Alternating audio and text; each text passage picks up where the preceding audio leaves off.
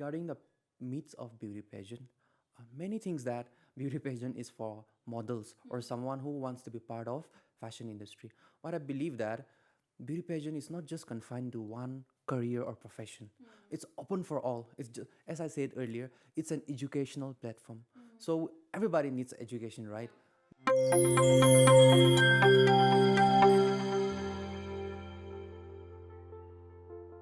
Welcome back to Life 101. Today I have Sanjeev Tamang with me. I look up to him as an inspiration because he came from a small town, but the only thing that he had with him was his passion, and he has created his own name, his own brand in fashion industry in Nagaland. Today we will discuss important topics on myth and reality associated with fashion industry as a career and beauty pageants. Stay tuned to learn more. Thank you so much, Sanjeev. I'm really looking forward to our conversation. So, in our segment, what we do is instead of me giving an introduction for the invitee, what I do is I give them the honor to introduce themselves. So, why don't you introduce yourself today, Sanjeev? Sure, sure. Mm, my name is Sanjeev Tamang. So by profession, I'm a fashion designer. I also choreograph and direct pageant shows and also fashion shows. I also coach and train young aspirants in pageantry, and I also train in an institute as a fashion design faculty and a personality development coach. Wow. And also, run me through your journey because I know you did your BBA from St. Mm-mm. Joseph's. And how did you, find your passion in fashion industry, coming from a business background? How did it work for you? Yeah. So my journey started from a small town under Peg district. It's Mallory town. So from there I started, and when I started, I always knew that I was interested in fashion. I was not. I didn't knew that a fashion design career existed. Being a very been from a particular society, so it was fashion as a career was very new for me. So since I was an average student, so I went ahead to take commerce from Kohima. After that, I went ahead to take BBA. So I loved the course. I took my BBA from St. Joseph College. So I loved the course. I got to learn about presentation. I got to learn about personality development. So during the process of the BBA, we got so many wonderful opportunities. And uh, as I was exploring myself, I also got to participate in a college um, pageant. So my journey started from college as a contestant of Mr. Josephite. So from there, from the show, I got to learn that this is my calling because I almost cried. I was overwhelmed as I won the second runner-up of Mr. Josephite. So I knew that this is something I wanted to do, and even during as I was participating, I was also drawn towards styling my own clothes. Initially, I was not designing my clothes since I didn't have a knowledge in designing, but I started styling. So after that, I wanted to do my MBA in fashion. So I took a gap after my graduation. I came to Dimapur and I was working in Honda as a sales consultant. And during my part time, I used to even sell toys in night bazaar. Okay, so those were the days. Um, Being a young graduate in business, we were really motivated to see the business side, to explore our the other side as an entrepreneur. So I even sold toys, and after that, as I have already told you that I was drawn towards pageantry. I also participated in many shows. I was working in Honda, but I was also participating, and from there I got to learn. I explored, and uh, I got to learn more. Okay, so I got my friends were supportive, even my colleagues they were supportive. After that, I was designing my own clothes. So from there, I took a small course for just a 1 month, okay, in fashion. So after that, my breakthrough was I participated in Nagaland Fashion Week in novice category. So I won there. So there was a big moment for me, and even one of the judge, she told me that looking at your clothes, I think after graduation, you will be one of the best designer. So I just remember that compliment. So I even remember now, and I take that as a motivation. So after that, it really motivated me So there I wanted to do MBA in fashion, but when I saw my product, I thought like I have some knowledge basics in business, so I should go and pursue my degree in fashion design. So from there onwards, I went to take bachelor's in designing from MIT School of Fashion Technology, Noida. So from there onwards, my fashion journey started. Wow. I mean, when you were saying that you had tears in your eyes when you were, this stage, I had goosebumps because that's the time when you realize that this is what I want. And it's such a wonderful journey. And you are such an inspiring person at such a young age. You are helping people out. Now, when it comes to fashion, people really have myth. They think that fashion is only for girls or fashion is something that you do not have to learn. Now, what do you have to say on that? Fashion is not just for one gender. Everybody loves clothes, right? So it's when it comes to particularly fashion, today is a generation of gender fluidity. So fashion, I remember one quote that one of my contestants said that clothing has no gender. So I love that quote, and I would love to reply your answer saying that clothing has no gender and fashion industry has no gender. Mm-hmm. So true. When it comes to making a career out of fashion, some people do not even know how to begin. And since people do not know the importance of it, there are underpays that are happening. Now, how do you think that, people should see fashion designers as, because I feel like they demand a lot of respect because the behind the scene, whatever happens is a lot of creativity, a lot of time invested getting the best fabric, getting to know the person and creating a magic. What do you have to say on that? To begin with, I should say that fashion design career or fashion design studies, it's not. It is hard, professional, and as glamorous as any other career. And usually people think that people keeps usually youngsters they don't keep fashion design as a priority, right? So I feel like fashion design is as hard as any job, and when I when I did my fashion education, we had so many subjects. Okay, we had 12 to 13 subjects. So if you want to pursue fashion design, you need to study a lot. You need to work a lot. There are 12 to 13 subjects each semester, and it's not just confined to fashion shows or stitching of clothes. So there you need to learn about fabrics, you need to learn about textiles, you need to learn about the design process, portfolio development. We also got to learn what is business communication, behavioral science, foreign language, business side of fashion, and how to be creative person. So I want to encourage to the youths that don't keep fashion as the last option, because if I had to define what is a fashion designer, I should say that fashion designer for me is a fashion doctor, because we are not just a creator, but we understand, we have our own client, we understand their requirement, their body type, their styling, the occasion, and we have the solution for that. So we are a fashion doctor. Next, we are a fashion scientist, I should say, because or fashion engineer, because we construct garment, right, and there involves an engineering. So we are a fashion engineer. Next, I should also say that we should also know about the business side of fashion, fashion entrepreneur or fashionpreneur. So fashion designing is not just confined to being creative or making beautiful clothes. At the end of the day, you need to sell the product, right? So business side you got to learn. So we are also known as businessman, fashion businessman, and also you need to be artistic and creativity. You need to be a philosopher, I should say, and I think that's it. So this is it is both commerce, science, art, and of course your creativity. Yeah, yeah, so true. Now that's what I say. You do not have to get a defined job that exists. When you find your passion, you can make a earning out of it, and you're more happy doing that. It's really good to see that.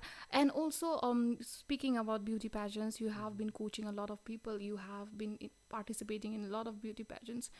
Now, what I feel like is the essence, true essence of why beauty pageants used to exist. Like, what I believed was, beauty pageant was a way wherein youth, no matter what the gender is, they could come in a platform wherein they are given a space wherein they can develop their personality, grow together, have a healthy competition wherein they learn each other's culture, and also grow as they participate throughout the different segments that happens. And also, more than that, it was about a voice that they get after winning. But I feel like, because we have so many beauty pageants happening, do you also feel like that it's losing its own virtue or the essence? Okay. For me, I've been part of beauty pageant industry as a coach and also choreographer. So I've really observed. I've uh, got through every shows. So for me, this is the time when beauty pageant is at peak, is at top, and I feel it is encouraged and more welcome like never before.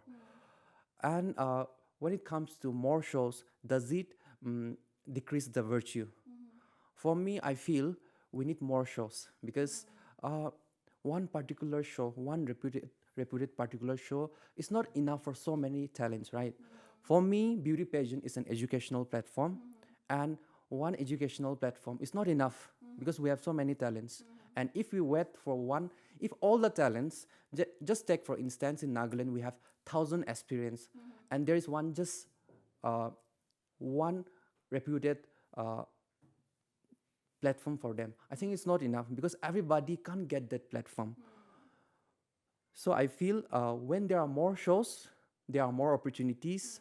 Plus, it improves. I mean, it gives opportunities to the organizers to have that competitive spirit. um, because it stops monopoly, right? You see the other competitors, the other organizers doing well, and eventually they also want to do it better. So it increases the competition plus the quality. Right now, I believe that we need quality shows plus quantity, and we need more shows, as I said.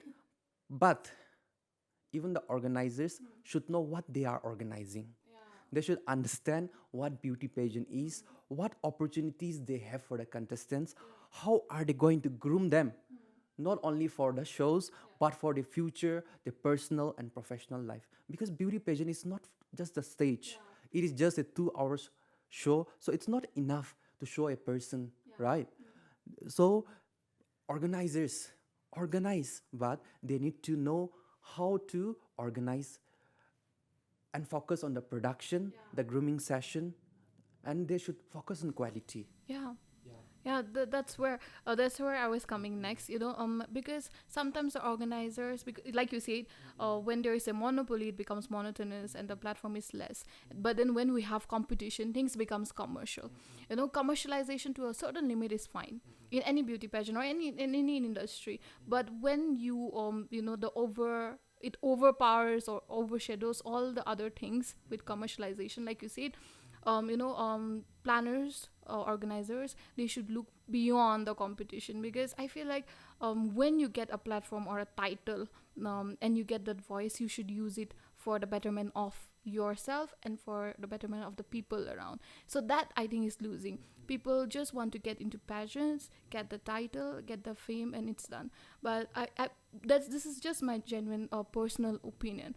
I feel like when you enter a pageant and you start from the very basic, like you do mentoring, right? They start, I mean, it's their responsibility to pass on that knowledge, do something when they have such a huge title given to them, or that platform. We say beauty with purpose. So what do you have to say on that, Sanjeev? Yeah, you have talked on a really important point. As I said, it's not just about the show. What are the roles and responsibilities after the show? For that, usually, usually even some organizers, they forget the contestants after the show and they wait for next year. But I believe that, mm, since beauty pageant is not just about beauty, it's about after the crown, what responsibilities you carry, right? What impact do you mm, what impact do you create to the society? So it's very important. Even the contestants, after winning, they have some opportunity, because people people have expectation on them, right? And people are ready to listen to them, because when they win a certain pageant competition, people believe that they have the total package. They can inspire, they can be a role model. So even the contestants, they should not be carried away after winning, because some pride overtakes them. They don't take, I mean, even after winning, they lost. So it's important, even the contestants emphasize on that, your work, your responsibilities as a pageant winner. And for that purpose, the organizers should also give them opportunities. Doing that, it can help everyone. Yeah. Like you rightly said, beauty pageant is not only about the outer thing, it's a package of everything. It's a package of your personality, your individuality, what is beautiful inside, your voice, and everything around that. But I feel like, because, like you said, some organizers, they don't look at all this aspect. People have a perception that, because of beauty pageants, people are losing confidence. They are kind of objectifying a certain body shape. But I feel like that's not true. Beauty pageant is more than that. Beauty pageant is, like I said, it's giving a platform for you to be the voice, to be an inspiration. Like you rightly said, even the organizers, some organizers, you have to work on that aspect, and even the contestants, when you have the platform, when you have that opportunity, every voice counts. And you should take that up, and speak to people, do things that, as maybe a small thing, but help the society in one way or another. Now, coming to the myths and reality of fashion designing, choreo, or beauty pageants, what would you want to say? Regarding the myths of beauty pageant, many things that beauty pageant is for models or someone who wants to be part of fashion industry. But I believe that beauty pageant is not just confined to one career or profession. It's open for all. It's just, as I said earlier, it's an educational platform. So everybody needs education, right? Be from humble background, rich background, be from a village or city, male, female. So I think everybody should be part of beauty pageant at least once in their life. Since it not only of course it talks about beauty, outer beauty, you get to learn about how to groom yourself, how to carry yourself, but it also talks about improving and focusing on the inner beauty. That is how to mm, how to have that good mindset, how to have love and care for other, how to build that leadership quality, how to build that dynamic and magnetic personality, how to improve your communication, how to improve your posture, how to behave in a group. So all these things you get to learn through beauty pageant. So there is so much learning in beauty pageant, and uh, and anybody can participate in beauty Yeah. pageant. Mm-hmm. And also, Sanjeev, many people think that, beauty pageants are hell expensive. So what do you have to say on that? Yeah, fashion design is fashion design or fashion industry is expensive, and beauty pageant is also expensive, because you need to take care of yourself, your outfit for the grooming session, outfits for the outfits, accessories, heels, boots, shoes for the finale. So it is expensive uh, to share, and but there is a solution for that. Today, since it is accepted and encouraged, I would say that we as a contestant, we can be economic. First, I encourage even my models, even my young aspirants, to borrow or to rent from someone you know. Take help from someone you know. Doing that, it can minimize the cost. Yeah, or maybe you can even save a little if you are, if you want to participate, if you want to be a part of beauty pageant. Yeah, doing that, it can uh, it will it will be economical. Yeah. Hmm. And also, I feel like there are so many renting options. Also, like you said, you can rent from people. There are also studios that rent clothes. So that way you are not only saving some money, but you're also saving the environment, because once you use one cloth, you are not going to repeat. Most of them do not repeat also. And other than that, I feel like they can always use their creative side and create their own costume, right? I feel like it will be less expensive also, and it will be tailored to what they need. And I feel like you can always reach out, people are always willing to help. And like you said that it has changed a lot. Like I also participated in Mr. and Miss Josephine. I was a very underconfident kid. And for me, what I would suggest to kids are, if you are wanting to get out of your introvert side and you want to learn more about yourself, how to mold yourself in a certain way, because it's important. Whatever is taught in a beauty pageant stays with you throughout your life. Even when you're applying for a simple job interview, these are the things that they look at: body language, your confidence, how you speak, and these are things that are needed every day. So like you rightly said, it's an education platform. And expensive or not, it's a really personalized term. Sometimes we think it's all about a priority. Sometimes if we think that this is a priority, then we even end up spending a huge amount of money. And when it's expensive also, I don't think it's that expensive. It's manageable. And I feel like people like Sanjeev, we can always reach out to. He's very humble and he's very helpful to all. So you can always reach out to him and ask for suggestion. I think he's up for that all. um Now, is there anything else that you want to speak about, fashion industry, or beauty pageants and Sure. all? And to conclude the previous topic, beauty pageant, I wouldn't say it's expensive, but it is an investment. It is an investment for your future, for you, and that investment is going to be with you forever. It's not an asset that it will it will lose its yeah, it won't lose its value, right, like an asset after a time, but it remains with you forever. So that is an investment. Yeah. Yeah, so true. Everybody thinks that fashion designer is a tailor, right? So everybody thinks that, oh, fashion designers, they their job is basically tailoring, making, stitching clothes.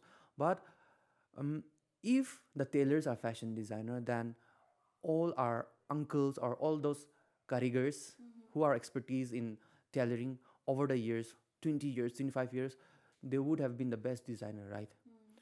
Tailor is just one part of the entire subject. In a design studio, in a good design studio, or they, yeah, or a boutique, or a production house, there involves a lot of team, right? Previously, when I was working, we had the senior designer. Our designer, our boss was the creative director. Next was the senior designer, and there will be assistant designers, group of interns who will coordinate with one another. There will be a group of tailors, embroidery experts. Some persons will take in charge of studying, forecasting new trends, forecasting new. They will be forecasting colors. They will be working on surface development. Yeah. So there involves a lot of work in fashion design, and tailoring. Everybody thinks that it's a tailoring job. So it's just one part of a fashion design. So there is one point that I want to educate. And today there is a lot of jobs even in fashion industry. Okay, you can be a fashion stylist, you can be a fashion photographer, you can work for some magazines, uh, you can be a fashion entrepreneur, right? You can be you can hire designers and start your own label. So there is so many career aspects in fashion industry. Yeah, yeah, very true. Like I said, you can make a career for yourself. But the thing is, we are, how do I say this? We have a very small knowledge of what job options we have, and we do not want to respect certain career options. But it's I think it's sad to see that also it's high time that we respect each and every occupation that is there, because each requires so much of hard work. And fashion is something that is and has been a part of everybody's life, you know. It's just like Yeah. food, shelter, Yeah. and clothing, Yeah, right? yeah, because you even if you are not interested in fashion, you are a part of it. You know, you have been doing it forever, and you will be doing it till you die. So you have to understand this. And when people talk about unemployment, this is one topic that where I get really you know triggered, because I feel like unemployment is happening because we do not want to get out of our comfort zone. There are ample of opportunities, but you have to create few opportunities for yourself, you know. Job will not come to you, you'll have to do something for yourself, and for that you have to get out of your comfort zone. So I mean, it's you are such an inspiration, like I said, because you know, coming from a small town, having not knowing what fashion is and finding your passion, and you know, having that zeal to teach people, to you know, coach people, because you know how it feels when you get that stage, when you get that empowerment, you know, when you feel confident in yourself. You're doing such a good job. I'm really happy that you are here today. Before we wrap up, would you want to give a message to our listeners? This message is for the fashion industry in Nagaland and also generally to everyone.